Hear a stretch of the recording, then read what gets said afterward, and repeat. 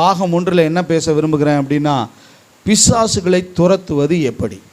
இன்றைக்கி நம்ம வீட்லேயோ இல்லை நம்ம உறவினரோ இல்லை நம்ம வேலை ஸ்தலத்துலேயோ இல்லை நம்ம காலேஜ்லேயோ இல்லை நம்ம கூட படிக்கிற பிள்ளைகளோ இல்லை நம்மளுடைய ஊர்லேயோ இல்லை நம்மளுடைய தெருவுலேயோ அநேகர் இந்த பிசாசின் பிடியில் சிக்கின்றிருக்கிறார்கள். அப்போ அவர்களை விடுதலையாக்க வேண்டிய மிகப்பெரிய பொறுப்பு யாருக்கு இருக்கு சொல்லுங்க? யாருக்கு இருக்கு? நமக்கு இருக்கு. ஏன் நமக்கு இருக்கு? அதை செய்யலைன்னா என்ன? நான் பிசாசை துரத்தி தான் ஆகணுமா? தேவன் தம்மால் தெரிந்து கொள்ளப்பட்ட பரிசுத்தவான்களுக்கு கொடுத்த அதிகாரம், அதை நீங்கள் பயன்படுத்தவில்லை என்று சொன்னா, 5 தாளந்துள்ளவன் ரெட்டத்தனையாக்குனான், 2 தாளந்துள்ளவன் ரெட்டத்தனையாக்குனான், 1 தாளந்துள்ளவன் ஒன்றும் பண்ணாமல் புதைச்சி வச்சிருந்தான்.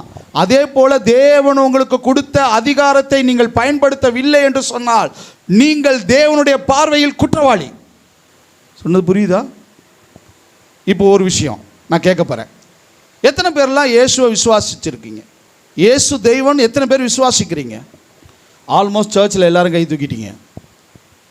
இப்போ நீங்கள் பிசாசை விரட்டலானா நீங்கள் குற்றவாளிகள். ஏயா? வசனம் சொல்கிறது, விசுவாசிக்கிறவர்களின் அடையாளங்கள் ஆவன, அவர்கள் பிசாசுகளை துரத்துவார்கள். நீங்கள் பிசாசை விரட்டுறதுக்கு தனியாக ஏதோ ஒரு போதி மரத்தில் உட்காந்து ஞானத்தை பெற்றுக்கிட்டு வரங்களை பெற்றுக்கிட்டு நான் அப்படியே பண்ணுறேன் பாரு. நீ ஆண்டவரை உண்மையாய் விசுவாசிப்பாய் என்று சொன்னால், கிறிஸ்து இயேசுவை உண்மையாய் விசுவாசிப்பீர்கள் என்று சொன்னால் அது வரம் கிடையாது. விசுவாசிக்கிற எல்லாருக்கும் தேவன் பகிர்ந்தளித்த மிகப்பெரிய மிகப்பெரிய மிகப்பெரிய காரியம் என்ன தெரியுமா? பிசாசுகளை துரத்துறது. வரன்றது ஒரு சிலருக்கு இந்த வரம் அப்ளை ஆகும், ஒரு சிலருக்கு ஆண்டவர் இந்த வரங்களை கொடுத்துருப்பார், ஒரு சிலருக்கு ஆண்டவர் அந்த வரங்களை கொடுத்துருப்பார். இது வரத்தின் அடிப்படையில் செயல்படுவதல்ல, விசுவாசத்தின் அடிப்படையில் செயல்படுவது தான் பிசாசை துரத்துறது. இன்னைக்கும் நம்ம பார்க்கிறோமே, எத்தனை பேர் பிசாசினுடைய பிடியில், வியாதியில், வறுமையில், கடனில், பிரச்சனையோடு, போராட்டத்தோடு, சமாதானம் இல்லாமல். இதுக்கெல்லாம் காரணம் யாரு? தேவன் ஒருபொழுதும் எந்த மனிதனும் என்ன கண்ணீரோடு கவலையாக இருக்கும்படிக்காய் படைக்கல. அவரை சந்தோஷமாக படைத்தார், அவனுக்கு தேவையானது எல்லாத்தையுமே கொடுத்தார். நம்மளாம் ஏதாவது ஒன்று செஞ்சுட்டு என்ன வேணுமோ அதை உருவாக்குவோம். ஆனால் மனுஷனுக்கு தேவையானது எல்லாத்தையுமே அவர் உருவாக்கிட்டு மனுஷனை படைத்தார். அவ்வளோ நல்ல தேவன். ஒரு மனுஷனுடைய கண்ணீருக்கு, பிரச்சனைக்கு, வியாதிக்கு, கவலைக்கு, கண்ணீருக்கு தேவன் காரணகத்தா இல்லை. யார் தெரியுமா? பிசாசானவன். சொல்கிறது புரியுதா? அப்படிப்பட்ட கட்டில் இருக்கிறவர்கள், பிரச்சனையோடு இருக்கிறவர்கள், பாரத்தோடு இருக்கிறவர்களுக்கு சுகத்தை கொடுக்க, அற்புதத்தை செய்ய, விடுதலை அளிக்க, கட்டிலிருந்து விடுதலையாக்க உங்களையும் என்னையும் விசுவாச பிள்ளையா தேர்ந்தெடுத்திருக்கிறார். அப்போ விசுவாச பிள்ளைகளால் நடக்கும் அடையாளம் பிசாசை துரத்தணும். செய்யலைன்னா குத்தம். நான் சொன்னது புரிஞ்சுச்சா? ஹல்லேலூயா. யாருக்கோ யாரையோ கடந்து வந்துட முடியாது தேவ பிள்ளையே. மனுகுலம், தேவன் மனுகுலத்திற்காக உங்களை உத்திரவாளியாக வச்சிருக்கிறாரு. நீங்கள் சொன்னால் பிசாசு நடுங்கும், நீங்கள் பேசினா பிசாசு ஓடும். அதுக்கு முன்னாடி இந்த பிசாசை துரத்தும் போது சில காரியங்கள் இருக்குது, அதை உங்களோடு பகிர்ந்து கொள்ள விரும்புகிறேன். ஏன் நான் பண்ணால் நடக்க மாட்டேங்குது, நான் பண்ணால் ஓட மாட்டேங்குது, ஏது எங்களை விரட்டி விட்டுறது, எல்லாம் புரிஞ்சு பிசாசுகளை துரத்தணும். ஆமென், அல்லேலூயா. சரி, மார்க் 16வது அதிகாரம் 17ஆம் வசனத்தில், விசுவாசிக்கிறவர்களின் அடையாளங்களாவன, அவர்கள் பிசாசுகளை துரத்துவார்கள். இந்த வசனம் எப்போ ஆண்டவராக இயேசு கிறிஸ்து சொன்னார் தெரியுமா? அவர் உயிரோடு இருக்கும்போது அவர் பிசாசுகளை துரத்திக்கிட்டு இருந்தார், அற்புதம் செய்துக்கிட்டு இருந்தார், சீஷர்களுக்கு சொல்லி கொடுத்துக்கிட்டு இருந்தார். ஒரு நார்மலாக கிராஜுவலாக அவர் இந்த பூமியில் வாழ்ந்த சாதாரண நாட்களில் இந்த வசனத்தை அவர் சொல்லலை. வசனம் எப்போ தெரியுமா சொன்னார்? இதை அவர் உயிர் தெழுந்த பின்பு, அவர் மரித்து உயிரோடு எழும்பினதுக்கப்புறம் தம்மை விசுவாசிக்கிற பிள்ளைகளுக்கு, தேவ பிள்ளைகளுக்கு, சீஷ பிள்ளைகளுக்கு சொன்ன காரியம் என்ன தெரியுமா? நீ என்னை விசுவாசிக்கிறீனா அதனுடைய அடையாளம் பிசாசை துரத்து. அவர் உயிர் தெழுந்ததுக்கப்புறம் சொன்னதுனால அவருடைய வார்த்தை, அவருடைய அந்த கட்டளை, அந்த அதிகாரம் அவருடைய பிள்ளைகளாகிய நமக்கும் கொடுக்கப்பட்டிருக்கு. சரி, உங்களுக்கு புரிகிற மாதிரி சொல்கிறேனே. ஒரு ஊழியக்காரர் இருந்தாராம். இந்த ஊழியக்காரர் என்ன பண்ணார், ஹவுஸ் விசிட்டிங்கும் போனாராம். ஹவுஸ் விசிட்டிங் போகும்போது ஹவுஸ் விசிட்டிங்கில் விசுவாசி வீட்டில் போய் உட்காந்துருக்கிறாரு. விசுவாசி வீட்டில் பேசிக்கிட்டு இருந்திருக்காரு. அப்போ அந்த விசுவாசி வீட்டுக்கு பக்கத்து வீட்டில் ஒரு அம்மாவுக்கு என்ன ஆயிடுச்சு, பிசாசு பிடிச்சிருச்சு. பேய் பிடிச்சிட்டு அது அலக்களிக்குது, கத்துது, என்னென்னமோ பண்ணுது. அவங்க எல்லாம் குடும்பமாக அப்படியே என்ன பண்ணுறாங்க, என்ன பண்ணுறதுனே தெரியாமல் இருக்கும்போது பக்கத்தில் யார் வந்திருக்கா, ஊழியக்காரர் வந்திருக்காரு. சரி, நம்ம என்ன பண்ணுவோம், அந்த ஊழியக்காரரை போய் கூப்பிட்டு அவங்க ஏதாவது பிசாசை துரத்த சொல்லலாம் அப்படின்னு சொல்லிட்டு போய் இந்த பக்கத்து வீட்டுக்காரங்கள்ட்ட கேட்டாங்களாம். எங்க என் ஒய்ஃபுக்கு வந்து பேய் பிடிச்சிருக்கு, அவள் அலக்களிக்கிறா, கத்துறா, என்னென்னமோ பண்ணுறா, எங்களால் ஒன்றும் பண்ண முடியல. உங்கள் வீட்டில் தான் பாஸ்டர் வந்திருக்காரு, அந்த பாஸ்டரை கொஞ்சம் பிசாசை வரட்ட சொல்லுங்கள். சரி ரைட்டு. பாஸ்டர்கிட்ட சொல்கிறாங்க, ஐயா பக்கத்து வீட்டில் பிசாசு பிடிச்சிருக்கான். ஓகே ஃபைன், போவோமே, ஓட்டிடுவோம் பிசாசான்னு. என்ன பண்ணியாச்சு, போயாச்சு பக்கத்து வீட்டில் உட்காந்து போய் பேய் உரட்ட போனால் அங்கே விரட்ட என்ன நடக்குது தெரியுமா, பேய் பேசுது, இவளும் பேசுகிறாரு, பேய் பேசுது, இவரும் பேசுகிறாரு. ஒரு சூழ்நிலையில் பேய் இப்போ என்ன சொல்கிற, இல்லை நீ போய் ஆகணும். உடனே அந்த பேய் சொன்னிச்சான், எனக்கு ரொம்ப தாகமாக இருக்குது, கொக்கோ கோலா வாங்கிட்டு வர சொல்லு, நான் சந்தோஷமாக குடிச்சிட்டு போயிடுறேன். உடனே பாஸ்டர் ரொம்ப நேரம் யோசிச்சிருக்கிறாரு. ரொம்ப நிதானமாக தியானிச்சுட்டு, சரி 20 ரூபா கொக்கோ கோலாவோட போட்டோம் அப்படின்னு சொல்லி மண்டையாட்டிட்டார். உடனே போய் கொக்கோ கோலா வாங்கிட்டு வாங்கன்னா பாஸ்டருக்கு ஒரு கொக்கோ கோலா, பேய்க்கு ஒரு கொக்கோ கோலா. இவரும் குடிச்சு முடித்தார். பேய் என்ன பண்ணுச்சு, நிதானமாக குடிச்சு முடிச்சிச்சு. அப்பா தாகம் தணிஞ்சிச்சு. சரி கிளம்பு, போயிரு அப்படின்னோடனே, இல்லை எனக்கு ரொம்ப டயர்டாக இருக்கு. சரி அப்போ எப்போ தான் போவேன், ஒரு 2 மணி நேரம் நல்லா படுத்து தூங்கிட்டு போயிடுறேன். 2 மணி நேரம் நான் என்ன பண்ணணும், ரெஸ்ட் எடுத்துகிட்டு நான் போயிடுறேன். பாஸ்டர் யோசிக்கிறாரு, என்னடா இது இப்படி பண்ணுதேன்னு. சரி எப்படியோ போனால் சரி வாங்க நம்மளாம் என்ன பண்ணுவோம், அங்கே வெளியில் உட்காந்து பேசிகிட்டு இருப்போம், ஒரு 2 மணி நேரம் கழித்து வந்து பார்ப்போம்னு சொல்லிவிட்டு படுக்க சொல்லிட்டு பாஸ்டர் எல்லாம் போய் உட்காந்து என்ன பண்ணிகிட்டு இருக்கிறாங்க, மற்ற ஊர் கதையெல்லாம் பேசிக்கிட்டு ஸ்நாக்ஸ் எல்லாம் சாப்பிட்டுட்டு உட்காந்துருக்காங்க. 2 மணி நேரம் ஆச்சு. 2 மணி நேரம் ஆனோன்னா மறுபடியும் வந்தாங்க. வந்து போறியா இல்லையா அப்படின்னோடனே, நான் எதுக்கு போகணும், இப்போ வரைக்கும் நான் சொன்னதை தான் நீ கேட்ட, நீ சொன்னதை நான் கேட்கல, எனக்கு நீ தான் கீழ்ப்படிஞ்சிருக்க, போக முடியாது போ அப்படின்ட்டுச்சான். சொல்கிறது புரியுதா? அன்பு தேவ பிள்ளைகளை, ஒரு விஷயம் நல்லா புரிஞ்சுக்கோங்க. வேதத்தில் சிலங்க ஒழுங்குமுறைகளை தேவன் நமக்கு கற்பிச்சிருக்கிறார், எப்படி பிசாசுகளை விரட்டணும்னு. அப்போ நாம் பிசாசுக்கு கீழ்ப்படியக்கூடாது. பிசாசை விரட்டும் போது சமாதான உடன்படிக்கை என்ன பண்ணக்கூடாது, பேச்சுவார்த்தை நடத்திட்டு இருப்பாங்க. பார்த்துருக்கீங்களா? நீ எங்கேருந்து வந்த, எப்போ வந்த, எப்படி பிடிச்ச, இவ்வளோ விட்டு எப்போ போவ, உனக்கு என்ன வேணும் சொல்லு. வசனம் சொல்லுது, பிசாசு பொய்யும் பொய்யுக்கு பிதாவுமானவன். அவங்கள்ட்ட உட்காந்து என்ன நடந்துக்கிட்டு இருக்கு, இன்றைக்கி நிறையா ஊழியக்காரங்க பண்ணுற தவறு அதுதான். தேவ பிள்ளைகளே, விசுவாச பிள்ளைகளே, பிசாசு விரட்ட அதிகாரம் படைத்த நீங்கள் எக்கார்ந்து கொண்டு பிசாசோடைய வார்த்தைக்கு கீழ்ப்படியக்கூடாது. கொக்கோ கோலா கேட்டுச்சுன்னா கொக்கோ கோலா வாங்கி கொடுத்தா தூங்குறேன்னொன்னே சரி படுத்து தூங்குன்னு விட்டா, நீ எனக்கு கீழ்ப்படுகிற, நான் உனக்கு ஏன் கீழ்ப்படியணுன்றது சொல்கிறது புரியுதா? அன்பு தேவ பிள்ளைகளை, வசனம் சொல்கிறது, யாக்கோபு 4வது அதிகாரம் 7வது வசனத்தில், பிசாசுக்கு எதிர்த்து நில்லுங்கள், அப்பொழுது அவன் உங்களை விட்டு ஓடி போவான். பிசாசை என்னைக்கு உட்காந்து சமாதான பேச்சுவார்த்தை என்ன பண்ணக்கூடாது, ஊழியத்தில் பிசாசை விரட்ட போன இடத்துல செய்யக்கூடாது. புரியுதா? வசனம் சொல்லுது. அப்போ பிசாசை எப்படி துரத்தணும் அப்படின்னா, அவன் வார்த்தைக்கு கீழ்ப்படிஞ்சு அவன் சொல்கிறத செஞ்சுக்கிட்டு சமாதானம் இந்த வெள்ளைக்கொடியை காமிச்சிக்கிட்டு, சொல்கிறது புரியுதா? அவன் அவ்வளோ பெரிய ஆளுக்கு இல்லை, அவ்வளோ பெரிய ஒருத்தவன் இல்லை. ஆமென், அல்லேலூயா. ஆண்டவராகிய இயேசு கிறிஸ்து கல்வாரி சிலுவையிலே அவனை வெற்றி சிறந்துட்டார். ஆமென். அவன் தலை நசுக்கப்பட்டுச்சு, இன்னும் கொஞ்ச காலம் அவனுக்கு இருக்குது, அது வரைக்கும் அவன் ஆடிக்கிட்டு இருக்கிறான். ஆமென், அல்லேலூயா. புரிஞ்சிச்சா? சரி, இப்போ பிசாசுக்கு எதிர்த்து நில்லுங்கள் அப்படின்னா எப்படி எதிர்த்து நிற்கணும், எப்படி எதிர்த்து நிற்கணும்னு வசனம் சொல்லுது.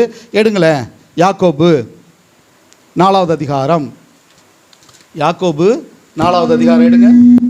4வது அதிகாரத்தில் இந்த 4வது வசனம் அப்படியே பொறுமையாக வாசிங்க. 4வது வசனம் அப்படியே பொறுமையாக வாசிங்க. விபச்சாரரே, விபச்சாரிகளே. இதனுடைய அர்த்தம் வேற, இதனுடைய பொருள் வேற. சரி வாசிங்க. விபச்சாரரே, விபச்சாரிகளே, உலக சிநேகம் தேவனுக்கு விரோதமான பகை என்று அறியீர்களா?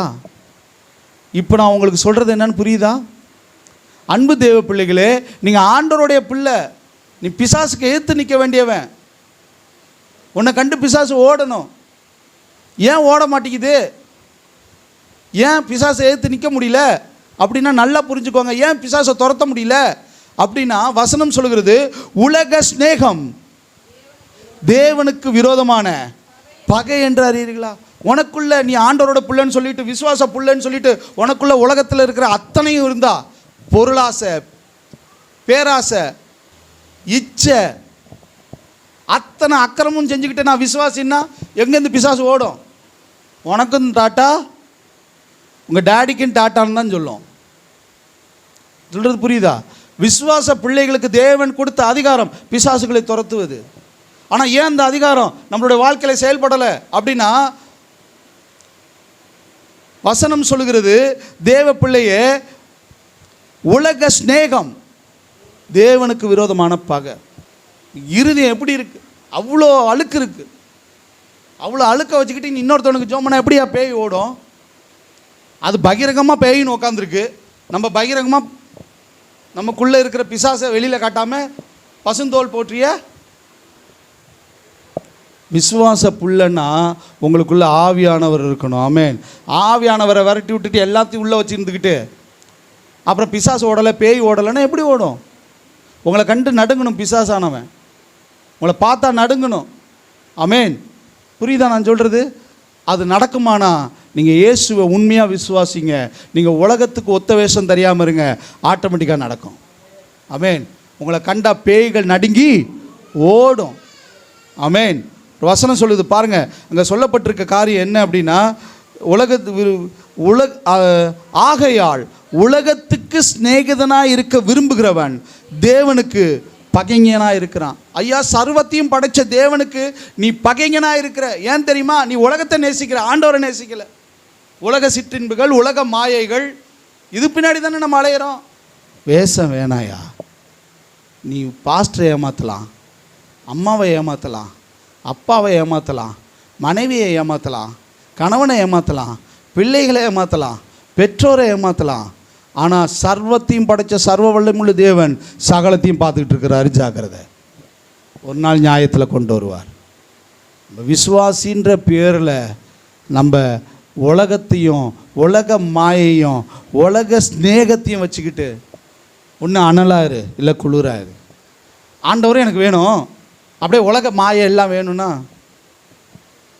ஏதாவது ஒரு எஜமானுக்கு தான் ஊழியம் செய்ய முடியும். இல்லை ஒருத்தவனை ஸ்நேகிச்சு ஒருத்தவனை பகைப்பான். ஜாக்கிரதை. உண்மையாக இருங்க, தேவனுக்கு உண்மையாக இருங்க.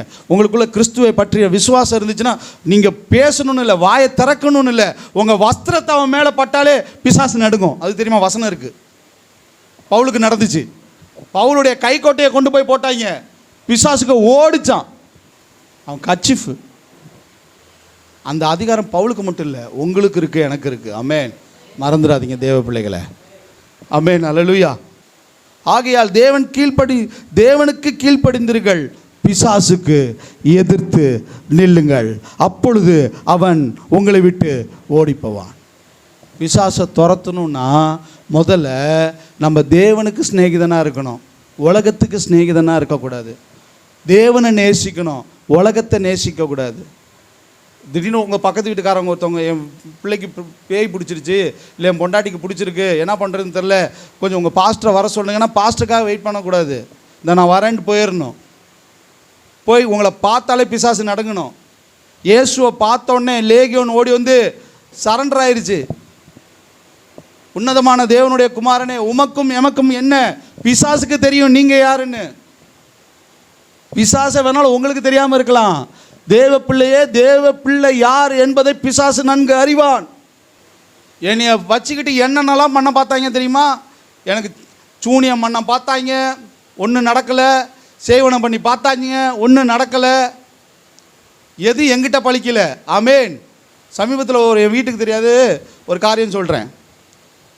ஒரு மாதத்துக்கு முன்னாடி நடந்த விஷயம். நான் சர்ச்சில் உட்காந்துருக்கிறேன், இங்கே கதவு திறந்துருக்கு. அந்த சகோதரி, அந்த பெண் கிட்டத்தட்ட வயசானவங்களும் கிடையாது, வாலிப பிள்ளையும் கிடையாது, ஒரு நடுத்தர வயதில் இருக்கிறாங்க. நெத்தியில் ஃபுல்லாக எல்லாம் டேஞ்சர் லைட் மாதிரி இருக்குது, கழுத்தில் ஃபுல்லாக எல்லாம் கண்ணாம்னான்னு என்னமோ மாலை கீழன்னு பார்த்தாலே மந்திரவாதி மாதிரி இருக்குது. பார்த்தாலே மந்திரவாதின்னு தெளிவாக தெரியுது. அந்த அம்மா வந்துச்சு, இப்படி போயிட்டு இருக்கு. அந்த 2 தடவை பார்த்தோன்னே நான் ஐடென்டிஃபிகேஷன் பண்ணேன், எதுக்கடா இந்த அம்மா இப்படி போயிட்டு வந்துட்டுருக்குன்னு. நான் சைலண்ட்டாக அப்படி ஓரமாக போய் நிற்கினேன். இந்த மூளைக்கு போகுது, அதாவது ரோட்டில் அந்த மூளைக்கு போகுது. அந்த மூளையில் வாயில் என்னமோ மந்திரிச்சிட்டே இருக்குது. அங்கேருந்து மந்திரிச்சு நம்ம வீட்டோட எண்டு அந்த பக்கத்து அந்த மூளை வரைக்கும் நிற்கிது. அங்கேருந்து மந்திரிச்சு இங்கே திரும்பி இங்கேருந்து இங்கே மந்திரிச்சு 4, 5, 6 தடவை 7 தடவை. நான் கூப்பிட்டு கூட கேட்கலாமான் இருந்தேன், ஏம்மா நீ பண்ணுறதெல்லாம் வேஸ்ட்டு, ஒரு பிரயோஜனம் இல்லை, என்ன தேவையில்லாத நேரத்தை கடத்திக்கிட்டு கிடக்காத, வேறு ஏதாவது பொழப்பு இருந்தால் பாருன்னு கூப்பிட்டு சொல்லலான் இருந்தேன். சரி ரைட், அந்த அம்மாவோட ஆசையை நம்ம ஏன் கெடுப்பானே அப்படின்னு நான் வந்துட்டேன். அடுத்த நாள் காலையில் பார்க்குறேன், கதவை காலங்கத்தால் திறக்கிறேன், ஒரு எம்ச்சப்பழம் நசிங்கி இங்கே கிடக்கு. ஒன்று சொல்கிறேன், எம்ச்சப்பழம் இல்லை, ஒரு டன் எம்ச்சப்பழம் இறக்கினாலும் சரி இங்கே ஒன்றும் நடக்காது. ஏன்னா எனக்குள் இருக்கிறவர் பெரியவர், அவர் உண்மை உள்ளவர், சர்வ வல்லமை உள்ளவர், மந்திரங்களுக்கு மாயங்களுக்கு தந்திரங்களுக்கு அப்பாற்பட்டவர். கூப்பிட்டு வச்சு என்ன ஒரே ஒரு வருத்தம், அந்த அம்மாவுக்கு கொஞ்சம் பிசாசை விரட்டி ஓட்டியிருந்தேன்னா நல்லா இருந்திருக்கும்னு நான் நினச்சேன். அதுக்கப்புறம் தான் அந்த அறிவு எனக்கு வந்துச்சு. கூப்பிட்டு வச்சு ஜோம் பண்ணி அந்த அம்மாவுக்கு இருக்கிற பிசாசை விரட்டி விட்டுருந்துருக்கலாம். யார் நமக்கு விரோதமாக மந்திரம் பண்ணாலும் சரி, மாயம் பண்ணாலும் சரி, எம்ச்சப்பழத்தை உருட்டினா எவன் பயப்படுவான் தெரியுமா? இயேசுவை உண்மையாக விசுவாசியாதவன் பயப்படுவான். இயேசுவை விசுவாசிக்கிற பிள்ளைகள் அதில் எம்ச்சப்பழம் ஜூஸை போட்டு குடிச்சிட்டு போயிட்டே இருக்கணும். ஏன்னா எதுவும் என்னை கிரியை செய்யாது, ஏன்னா நான் அவரை விசுவாசிக்கிறபடினால. என்ன கறந்ததே பிசாசு ஓடும், எனக்கே பிசாசா? புரியுதா நான் சொல்கிறது என்னென்னு? ஒரு ஆமீன் சொல்லுங்களேன், ஒரு அல்லேலூயா சொல்லுங்களேன். ஹல்லேலூயா. பிசாசுக்கு எதிர்த்து நிற்க கற்றுக்குங்க, அப்போ அவன் உங்களை விட்டு ஓடி போவான். பிசாசை துரத்தணுன்னா உங்களுக்குள்ளே என்ன இருக்கணும்? வசனம் சொல்கிறது, பிசாசுக்கு எதிர்த்து நிற்கணும். அப்போது அவன் என்ன பண்ணுவான்? உங்களை விட்டு. பிசாசை விரட்டுவது எப்படி அப்படின்னா, பிசாசை விரட்ட சில யுக்திகளை பயன்படுத்தணும். நான் சப்ஜெக்டுக்குள்ளே வரேன், நான் 10 நிமிஷத்தில் சப்ஜெக்ட் முடிச்சிடுவேன். பிசாசுகளை விரட்ட சில யுக்திகள் இருக்குது. என்ன தெரியுமா? முதலாவது யுக்தி, ஃபஸ்ட்டு பாயிண்ட், பிசாசை துரத்துறது எப்படின்னா, இயேசுவின் நாமத்தில் பிசாசை துரத்தணும். என்னது? என்ன நாமத்தில்? இயேசுவின் நாமத்தில். எல்லாரும் சொல்லுங்கள், பிசாசை நீங்கள் துரத்தணுன்னா அதில் சில யுக்தி இருக்குது பாருங்கள். அந்த யுக்தியில் முதல் யுக்தி எது தெரியுமா? முதன்மையானது எது தெரியுமா? நீங்கள் பிசாசை துரத்தணுன்னா இயேசுவின் நாமத்தை சொல்லி துரத்தணும். ஏன் இயேசுவினுடைய நாமத்தை சொல்லி துரத்தணும்னா, பிசாசுகளை துரத்துவதற்கு நாம் தேவன் கொடுத்த முதல் ஆயுதமே எது தெரியுமா? தேவன் கொடுத்த முதல் ஆயுதம் இயேசுவின் நாமம். கரங்களை தட்டி கர்த்தருடைய நாமத்தை. இயேசுவின் நாமத்திற்குள்ள வல்லமை, இயேசுனுடைய நாமத்திற்கு இருக்கிற அதிகாரம் என்னவென்று வேதம் சொல்லுது. கவனிங்க, மார்க் 16:17, என் நாமத்தில் பிசாசுகளை துரத்துவீர்கள். யாருடைய நாமத்தில்? விக்டர் சாலமனுடைய நாமத்தில் போய் துரத்திடாதீங்க. எங்கள் பாஸ்டர் தாங்க சொன்னார். எங்கள் பாஸ்டரோட நாமம் என்ன? விக்டர் சாலமன். விக்டர் சாலமன் நாமத்திலே அப்படின்னா அவ்வளவுதான், அங்கே ஒரு கதையும் நடக்காது. இயேசுவின் நாமத்திலேன்னு சொல்லுங்கள், பிசாசு நடுங்கும். சொல்கிறது புரியுதா? உங்கள் வீட்டுக்கு முன்னாடி இதே மாதிரி எலுமிச்சம்பழம் அனுபவம் எத்தனை பேருக்கு இருக்குது பாருங்கள். இங்கேயே ஒரு ஆள் உட்காந்துருக்கு. என்ன பாதி அங்கேயும் எலுமிச்சம்பழ கதை இருக்கா? அப்புறம் வேறு எங்கே? இங்கேயும் எலுமிச்சம்பழ கதை இருக்கா? அடுத்த தடவைலாம் ஒன்றெல்லாம் வைக்காதீங்கடா, ஒரு 4-5 ஜடனா வைங்க. ஏன்னா இன்றைக்கி வெயில் காலத்துலலாம் ஒரு எலுமிச்சம்பழம் 10 ரூபாய்க்கு மேலே விற்கிதுங்க, பைத்தியக்கார பயலுங்க. அதை அரிஞ்சு போடாமல் முழுசாக வச்சா கூட ஜூஸ் போட்டு குடிக்கலாம். சீரியஸாக சொல்கிறேன். ஒன்று வைக்காதீங்கடா, 10 வைங்க, என்ன வச்சாலும் சரி ஒன்றும் நடக்காது. எப்போ தெரியுமா? இயேசுவின் நாமத்தில் இதை செய்கிற கிரியைகளை, இதை செய்கிற எல்லா பொல்லாத ஆவிகளை இயேசுவின் நாமத்தில் கட்டுறேன்னு சொல்லுங்கள். அது ஒன்றும் உங்கள் குடும்பத்தை மேற்கொள்ளாது, உங்களை மேற்கொள்ள முடியாது. ஐயோ தாண்டிட்டோம், காலுக்கு கீழே புண்ணு வந்துடும். எத்தனை பேர் பார்த்துருக்கீங்களா? ஐயோ உடச்சி போட்டிருக்கீங்க, ஐயோ தாண்டிடாதீங்க. அட தர்பூசணி கீழே போட்டு உடைக்கிறீங்களாடா அறிவிட்டம், ஜூஸை போட்டு குடிக்கலாம். அது சமைச்சு சாப்பிட்லாமா? சமைக்கிற ஐட்டம் தானே. எப்படி வேஸ்ட் பண்ணுறாங்க பாருங்கள். ஏய் நம்மட்டெலாம் கீழே போட்டு உடைக்காதீங்கடா, கையில் கொடுத்துட்டு போங்கடா. உங்கள் பேரை சொல்லி 4 பேர் சாப்பிட்றோம், அது உங்களுக்கு ஆசீர்வாதம் புண்ணியமாக வந்து சேரும். அதான் தேவ பிள்ளைகளுக்கு உலகத்தானுக்கு நடக்கலாம், அது வேற கதை, அந்த கதை வேற. தேவ பிள்ளைகளை அது அணுகாது. கரங்களை தட்டி இயேசுவின் பிள்ளைகளை அணுகாது. ஆமென். சேனைகளின் கர்த்தர் பரிசுத்தர, பரிசுத்தம் உள்ள பிள்ளைகளை என்ன பண்ண முடியாது. எந்த மாயமும் மந்திரமாக இருக்கட்டும், பில்லி சூனியமாக இருக்கட்டும், ஏவலாக இருக்கட்டும், செய்வனையாக இருக்கட்டும், ஒன்றும் இயேசுவுக்கு முன்னாடி நிற்க முடியாது. ஏன்னா இயேசு சர்வ வல்லமை உள்ள தேவன். அவர் ஏன் இதெல்லாம் நடக்காது அப்படின்னா, வசனம் என்ன தெரியுமா சொல்லுது? உங்களுக்கு நான் மறுபடியும் சொல்கிறேன், பிலிப்பியர் எடுக்க வேணாம். பிலிப்பியர் 2வது அதிகாரம் 10வது வசனம் 11ஆம் வசனம் சொல்லுது.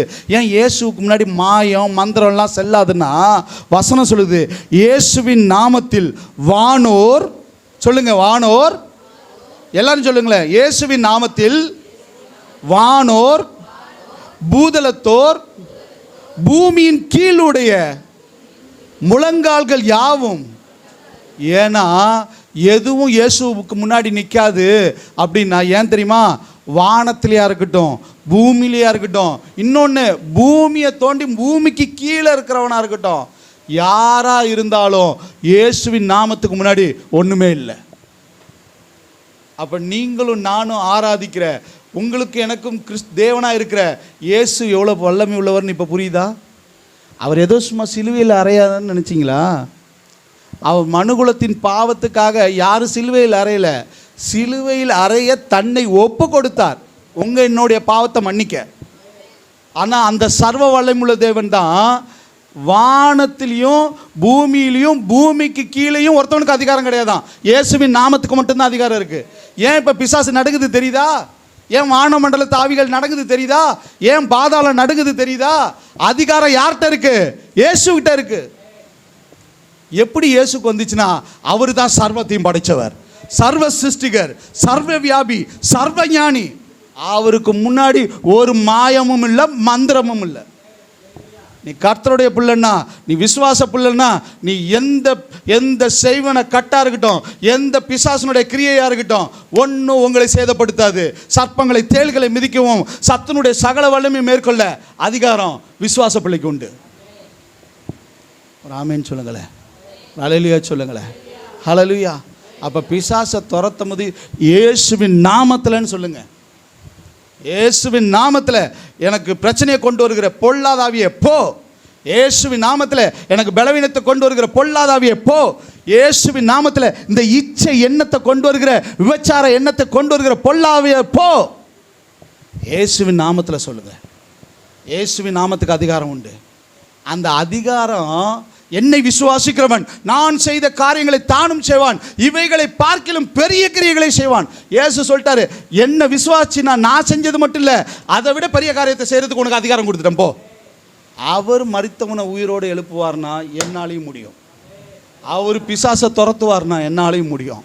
அவர் அற்புதம் செய்வார்னா என்னாலையும் முடியும். ஏன் முடியல அப்படின்னா, இந்த விசுவாசத்தில் ஏதோ பிரச்சனை இருக்குன்னு நான் நினைக்கிறேன். ஒரு ஆமீன் சொல்லுங்களேன், ஒரு ஹல்லேலூயா சொல்லுங்களேன். இங்கே மேட்ருக்கு வாங்க. இந்த 11வது வசனம், பிதாவாகிய தேவனுக்கு மகிமையாக இயேசு கிறிஸ்து கர்த்தர் என்று நாவுகள் யாவும் அறிக்கை பண்ணும்படி எல்லா நாமத்திற்கும் மேலாக அவரை தந்தருளினார். இந்த பூமியிலையா இருக்கட்டும், வானத்திலையா இருக்கட்டும், பூமிக்கு கீழே இருக்கிற பாதாளமாக இருக்கட்டும், நாவுகள் யாவும் முடங்கும், கால்கள் யாவும் முடங்கும். அப்படின்னா அது இயேசுவின் நாமம் மாத்திரம்தான். ஆமென். எத்தனை பேருக்கு நான் சொன்னது புரிஞ்சிச்சு? நல்லா கையை தட்டி. அப்போ பிசாசை துரத்த ஆயுதமே எது தெரியுமா? இயேசுவின் நாமம். செஞ்சு பாருங்க, விசுவாசத்தோடு செஞ்சு பாருங்க. நான் இன்னொரு விஷயத்தை சொல்லி முடிப்பேன், கவனிங்க. இந்த வானோர் பூதலத்தோர் பூமிக்கு கீழ் அப்படின்னு இருக்கு இல்லையா? வானோர்னா யாரு? வானத்தில் யார் யாரெல்லாம் இருக்கா சொல்லுங்க. சூரியன் இருக்கு, சந்திரன் இருக்கு, அதை கேட்கல. வானத்தோர்ன்னு இருக்கு இல்லையா? வானத்தில் யார் யாரெல்லாம் இருக்கிறாங்கன்னு நினைக்கிறீங்க? கொஞ்சம் சத்தமாக பேசுங்களேன். தேவதூதர்கள் இருக்கிறாங்க, 24 மூப்பர்கள் இருக்கிறாங்க, அப்புறம் 4 ஜீவன்கள் இருக்குது, தேவதூத சேனைகள் இருக்குது, சேருபின்கள், கேராமின்கள், பரலோக வாசிகள் எல்லாரும் இருக்கிறாங்க. அவர்கள் எல்லாரை விட வானத்தில் அதிகாரம் உடையவர் இயேசுவின் நாமம். அடுத்தது பூமி. பூமியில் யார் யாரெல்லாம் இருக்கா சொல்லுங்கள். பூமியில் யார் யார் இருக்கா? பூமியில் இருக்கிற மனுகுலம் எல்லா மனிதர்களுக்கும் அது பொருந்தும். அப்புறம் உயிருள்ள ஜீவன்கள் எல்லாத்துக்குமே மேலானது யாராம்? இயேசுவின் நாமம். அடுத்தது பூமிக்கு கீழ்னா மேட்ரு என்ன தெரியுமா? பாதாளத்தை சொல்கிறாரு.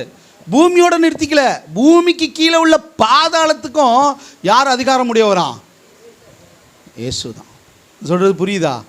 வானத்தையும் பூமியும் பூமிக்கு கீழே உள்ள அதிகாரத்தை உடையவர் என்னுடைய தகப்பனாக இருக்கும்போது, என்னுடைய சகோதரனாக இருக்கும்போது, என்னுடைய நண்பனாக இருக்கும்போது யார் என் பக்கத்தில் வர முடியும்? புரியுதா? இது உலக கண்களில் பார்த்தா புரியாது. இது ஆவியின் மண்டலத்தில் ஏற்படுகிற ஒரு மிகப்பெரிய அனுபவம். ஆமென், அல்லேலூயா. இன்னைக்கு ஆவியின் மண்டலத்தில் இருக்கிற ஒன்றை நீங்கள் ஒரு நாள் வெளியரங்கமாய் பார்ப்பீர்கள். ஆமென். என் சர்வ வல்லமையுள்ள தேவன் இதே பூமியை ஆளுகை செய்வதை நம்ம ராஜாக்களும் ஆசாரியர்களுமாக இருப்போம். எத்தனை பேருக்கு இந்த இயேசு வேணும்? ஆமென் சொல்லுங்களேன். எத்தனை பேருக்கு இந்த இயேசு வேணும்? பிசாசை துரத்தும் போது யாரோட நாமத்தில் துரத்தணும்? யாருடைய நாமத்தில்? அருள் நிறைந்த மரியே வாழ்க, எங்களுக்காக வேண்டிக் கொள்ளும் மிக்காவாளாரே. யாரும் ஒன்றும் பண்ண முடியாது, யாரும் ஒன்றும் பண்ண முடியாது, ஒருத்தவங்களும் ஒன்றும் பண்ண முடியாதுன்னு பைபிள் சொல்லுது, நான் சொல்லலை. இயேசுவின் நாமமே இல்லாமல் வேறொரு நாமம் இந்த பூமியில் எந்த ஒரு மனுஷனுக்கும் கொடுக்கப்படவில்லை.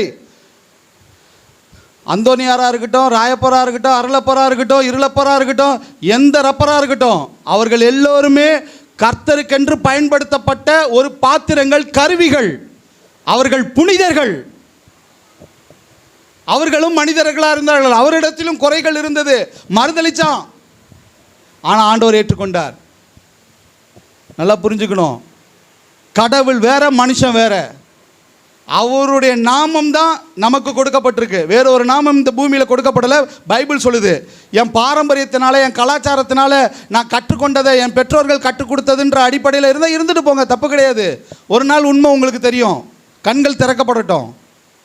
பூமியிலும் வானத்திலும் பூமிக்கு கீழே அதிகாரம் உடைய ஒரே நாமம் இயேசுவின் நாமம். என்னை நோக்கி கூப்பிடுன்னு சொல்லியிருக்கிறாரு. சைடு வழியா வா, ரெக்கமெண்டேஷன்லாம் அவருக்கு தேவையே கிடையாது. புரிஞ்சிச்சா? வேண்டிக் கொள்ளலாம், வேண்டிய வேணாம், அவர்கிட்டயே வேண்டுங்க. அவரிடத்துல கேட்கிற எவரும் பெற்றுக்கொள்வார்கள். நீ இல்லை வேற யார்கிட்டயாவது போய் கேட்டினா அவங்களே தந்துக்குவாங்க, வாங்கிக்க. புரியுதா? சொல்கிறது புரியுதா? ஊருக்கு புரிஞ்சா சந்தோஷம். கர்த்தருடைய நாமம் மகிமைப்படுவதாக. முடிஞ்சோன்னு தான் தெரியும் எவ்வளோ பெரிய பஞ்சாயத்து இருக்குன்னு. எல்லாத்தையும் சந்திக்க தான் வந்து நிற்கிறோம். ஆமென். அடிப்பவர்கள் அடிக்கட்டும், தூற்றுவர்கள் தூக்கட்டும், பகைக்கிறவர்கள் பகைக்கட்டும். ஆனால் நியாயமாக வந்து சத்தியத்தில் பைபிளில் எங்கே போட்டிருக்குன்னு காமிடான்னு சொல்லட்டும், நான் காமிக்கிறேன். கரங்களை தட்டி கர்த்தருடைய நாமத்தை, இந்த சத்தியம் சொல்லுகிறதா என்பதை கேட்கட்டும், சத்தியத்தை நான் காமிக்கிறேன். அறியாமை நிமித்தம், அறியாமை நிமித்தம் சத்ருவானவன் கட்டி வச்சிருக்கிறான். பரவாயில்ல, ஒரு நாள் கண்கள் திறக்கப்படும். ஆமென். பாருங்கள், ஏசாயா 45:23 சொன்னதை தான் பவுல் சொல்கிறாரு. இங்கே ஏசாயா தீர்க்கதரிசியிலே சொல்லப்பட்டுருச்சு. பவுல் இந்த வசனத்தை இயேசுவின் நாமத்தை குறித்து என்ன பண்ணுறாரு? பிலிப்பு 10 என்ன பண்ணுறாரு? ரோமர் 14:11 என்ன பண்ணுறாரு? ஒப்பிட்டு சொல்கிறாரு. வெளிப்படுத்தல் 5:11-13 என்ன பண்ணப்பட்டிருக்கு? இந்த வசனம் தெளிவாய் சொல்லப்பட்டிருக்கு. வானத்திலும் பூமியிலும் அதிகாரம் உடையவர் யாரா? அப்போ இயேசுவின் நாமந்தான். எங்கள்கிட்ட சொல்லுவாங்க, யாராவது ஒருத்தவங்க கிராமத்தில் போனால், ஐயா எப்படியா, நல்லா இருக்கேயா, நீங்கள் ஆண்டவரா இயேசு கிறிஸ்து? தெரியா, இந்த வேளாங்கண்ணிக்கு என்ன பண்ணிடுவேன், நான் பாத யாத்திரை போயிடுவேன் ஐயா. ஐயா நான் என்ன பண்ணிடுவேன் ஐயா, மாலை போட்டுக்கிட்டு போயிடுவேன் ஐயா. அதெல்லாம் ஆண்டவர் சொல்லவே இல்லையே. அங்கிட்டு திருப்பதிக்கு போகிறாங்கன்னா நீ இங்கிட்டு போகிற அளவு தான், அங்கே அவங்க பழனிக்கு போகிறாங்கன்னா நீ இங்கிட்டு போகிற அளவு தான். ஆண்டவர் அதை சொல்லவே இல்லையா. ஆண்டவர் சொன்னதை செஞ்சால் போதும். ஸ்மார்ட்னஸ் ஓகே, ஓவர் ஸ்மார்ட்னஸ் உடம்புக்கு ஆகாது. எத்தனை பேருக்கு நான் சொல்கிறது புரிஞ்சு? ஒரு ஆமேன்னு சொல்லுங்களேன். எபேசியர் 1:20 சொல்லப்பட்டிருக்கு, எல்லா துரைத்தனத்துக்கும், நல்லா புரிஞ்சுக்கோங்க, எல்லா துரைத்தனமாக இருக்கட்டும், அதிகாரமாக இருக்கட்டும், வல்லமையாக இருக்கட்டும், கர்த்தத்துவமாக இருக்கட்டும், இம்மையாக இருக்கட்டும், மாத்திரமல்ல மறுமையிலும் பேர் பெற்றிருக்கும் எல்லா நாமத்திற்கும் மேலாக உயர்த்திருக்கத்தக்கதாக அவரை உன்னதங்களில் தமது வலது பரிசத்தில் உட்காரும்படி எல்லாவற்றையும் அவருடைய பாதத்துக்கு கீழ்ப்படின. எல்லாமே ஏசப்பாவோட பாதத்துக்கு கீழே தான். அவருடைய நாமம் தான் உயர்ந்தது. நீங்கள் பூமியில் பார்க்குற, நீங்கள் பூமியில் நேசிக்கிற, நீங்கள் பூமியில் விரும்புகிற, இல்லை எத்தனை கர்த்தாக்கள் எத்தனை ராஜாக்கள் எழுப்பினாலும் சரி, எல்லாம் அவர் காலுக்கு கீழே தான். வாங்கடா, எல்லாம் அவர் காலுக்கு கீழே. அதான் உண்மை. சொல்கிறது புரியுதா? ஒரு ஆமேன்னு சொல்லுங்கள், ஒரு அலேலியா சொல்லுங்கள். நல்லா கரங்களை தட்டி கர்த்தருடைய நாமத்தை. உண்மையை அறிஞ்சிக்கிறது இல்லை, உண்மையை தெரிஞ்சுக்கிறது இல்லை, சொன்னவனையும் விடுறது இல்லை. அப்படி சொல்லிட்டானா அவனை முடிச்சு விட்டுறது. உலகத்தில் எத்தனை கோடி தெய்வம் இருக்கட்டும், உங்களை சின்ன பிள்ளையில் நீ கருவில் உருவானதுலேருந்து உன்னை தாங்கி, உன்னை பாதுகாத்து, உன்னை அழகாக இந்த பூமியில் ஒரு மனிதனாக பிறக்க செய்த நாள் முதல் பிறந்ததுலேருந்து இன்னைய வரைக்கும் உன்னை தோளில் சுமந்து திரிகிறவர் யார் தெரியுமா? ஆண்டவராகிய இயேசு கிறிஸ்து. உன்னை வாழை வச்சு அழகு பார்த்த தெய்வம் ஆண்டவராகிய இயேசு கிறிஸ்து. உங்களை உயர்த்தி வச்சு அழகு பார்த்த தெய்வம் ஆண்டவராகிய இயேசு கிறிஸ்து. நீங்கள் விழுந்து போனதெல்லாம் உங்களை தூக்கின தேவன் ஆண்டவராகிய இயேசு கிறிஸ்து. எப்படா உன் கதை முடியும் அப்படின்னும் போது எதிர்பார்த்துருக்கிற கண்களுக்கு முன்பதாக இன்றைக்கி உன்னை வாழ வச்சு அழகு பார்க்குற தெய்வம் ஆண்டவராகிய இயேசு கிறிஸ்து. என்ன சத்துருக்களுக்கு முன்பதாக என்ன உங்களுக்கென்று ஒரு பந்தியை அழகு உருவாக்கி உங்கள் தலையை எண்ணெயால் அபிஷேகம் பண்ண ஒரு ஆண்டவராகிய இயேசு கிறிஸ்து. மறந்துடாதீங்க, அவருடைய நாமத்துக்கு தான் பிசாசு வரட்டும். வேறு எந்த நாமத்தை சொல்லு, ஏ அவவா, ஏ இவவா, ஏ அவன்வா, ஏன் இவன் வா, எவன் வந்தாலும் எது நடக்காது. பிசாசு ஓடணும்னா இயேசுவின் நாமம் இல்லாமல் வேறொரு நாமம் இல்லை. ஆமேன், அல்லேலூயா. எனக்கெல்லாம் பல வகையில் வச்சு பார்த்துருக்காங்க, பல வகையில் செஞ்சு வச்சுருக்காங்க. ஒரு நாள் ஒர்க் பண்ணிகிட்டு இருக்கிறேன், நைட் ஷிஃப்ட்டில் வந்து எப்படின்னா ஒரு பெரிய பில்டிங்கு, அது நைட் ஆனால் எப்படி ஆயிரும்னா பேய் பங்களா மாதிரி மாறிடும்.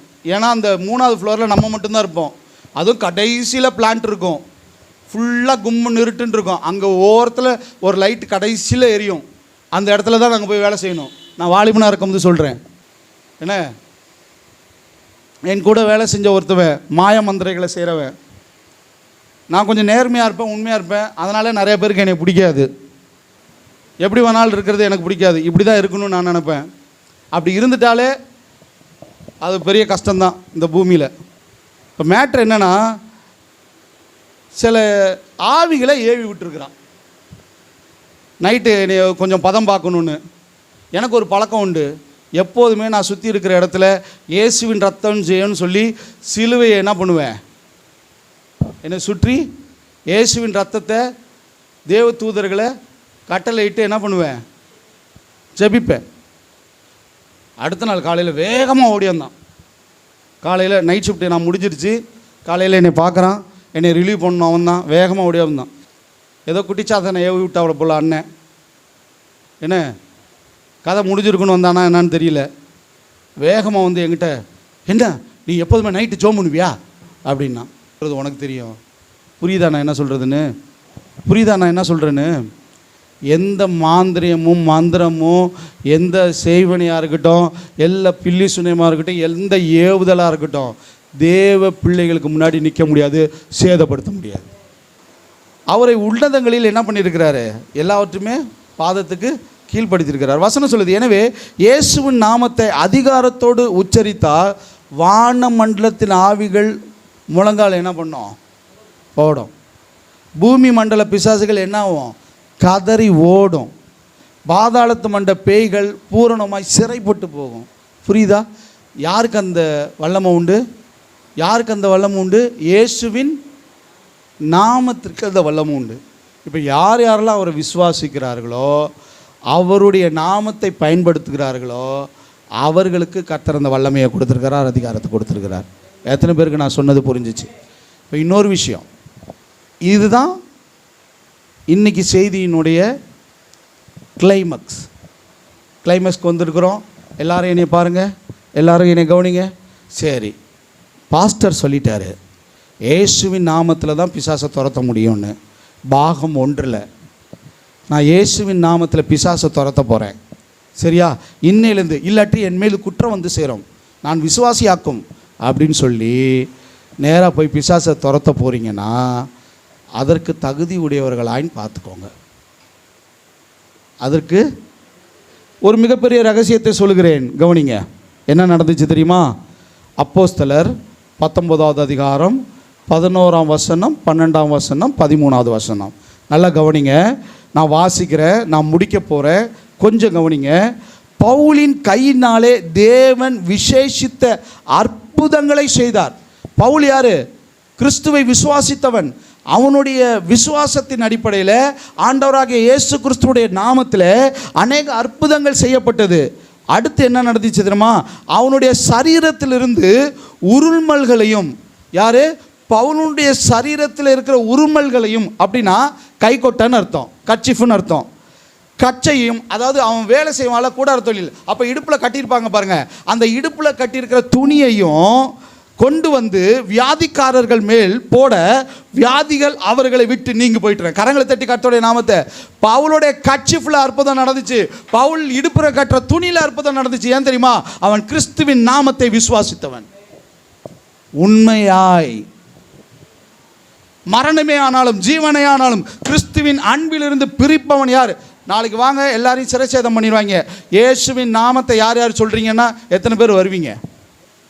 தம்பி, முதல்ல பைபிள் ஸ்டடிக்கு வாடா. கர்த்தருக்கு ஸ்தோத்திரம். ஃபைன், கர்த்தருக்கு ஸ்தோத்திரம். நான் பாராட்டுறேன். கலங்களை உயர்த்தின பிள்ளைகளை நான் பாராட்டுறேன். அதுதான் உண்மையான விசுவாசம். உங்களுக்குள்ள அந்த விசுவாசம் எப்போ அப்படி உண்மையாக வெளிப்படுதோ அப்போ உங்களை கண்டு பிசாசுகள் நடுங்கும், பேய்கள் ஓடும். ஆமென். ஏன்னா உங்களுக்குள்ளே இருக்கிறது என்ன தெரியுமா? கிறிஸ்து இயேசுனுடைய நாமம். எத்தனை பேருக்கு இயேசுனுடைய நாமம் உள்ளே இருக்கு? ஒரு ஆமேன்னு சொல்லுங்க. அல்லேலூயா. இங்கே பாருங்க, அற்புதம் அடையாளங்கள்லாம் நடந்துச்சு பார்த்தீங்களா? பொல்லாத ஆவிகளும் அவர்களை விட்டு புறப்பட்டது. பவுலே இல்லையா? பவுலுடைய கர்ச்சீஃப்லயே பிசாசு ஓடிச்சான். பவுல் கட்டுற இடுப்பில் கட்டுற துணியிலேயே பிசாசு ஓடிச்சான். அப்போ துணியில் மேட்ரு கிடையாது, கர்ச்சீஃப்ல மேட்ரு கிடையாது.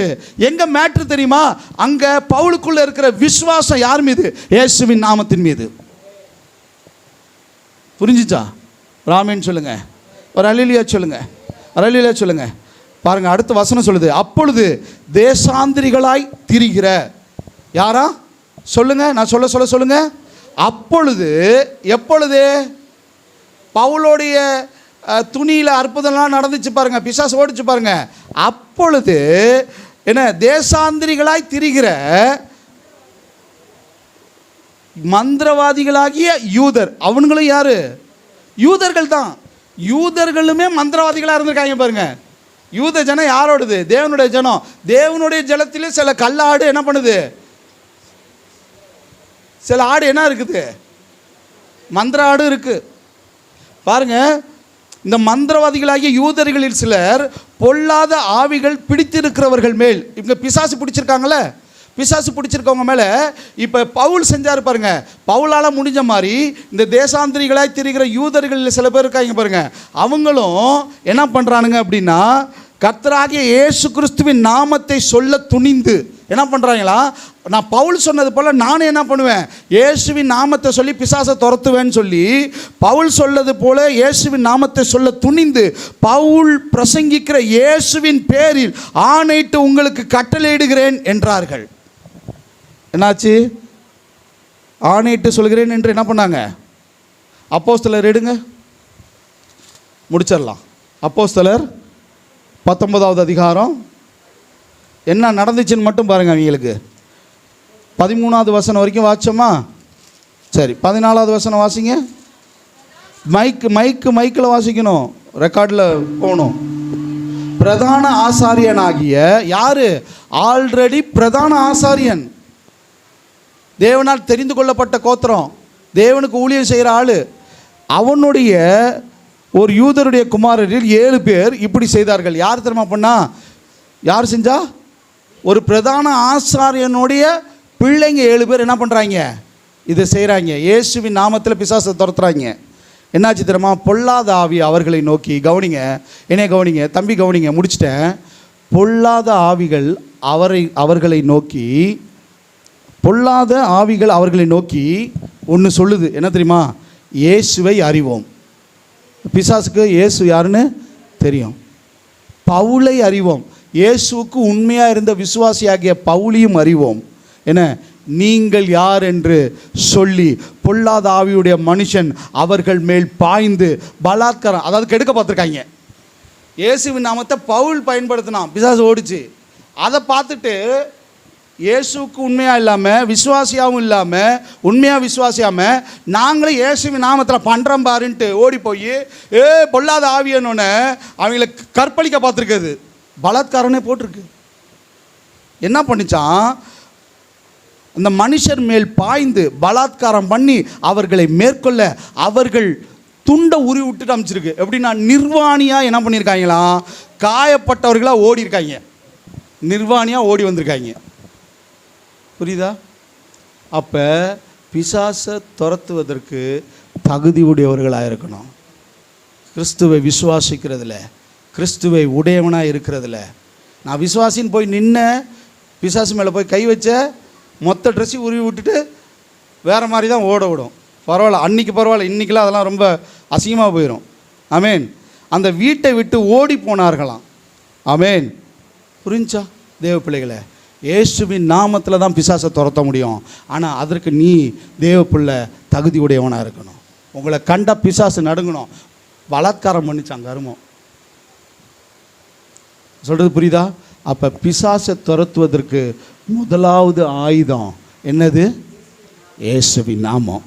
பாகம் 2ல் அடுத்து என்ன ஆயுதம் இருக்குன்னு உங்களுக்கு காமிக்கிறேன். இந்த ஆயுதங்களை பிரயோகப்படுத்தினீங்கன்னா உங்களை கண்டு ஆட்டோமேட்டிக்காக பிசாசு நடுங்கும். ஏன்னா உங்களுக்குள்ளே இருக்கிற நாமம் மேலான நாமம். ஆமேன். எத்தனை பேருக்கு புரிஞ்சிச்சு? ஒரு ஆமேன்னு சொல்லுங்களேன், ஒரு அல்லேலூயா சொல்லுங்களேன். அப்படியே நாம் கர்த்தருடைய பந்திக்கு நேராக கடந்து செல்வோமா? கர்த்தருடைய நாமம் மகிமைப்படுவதாக.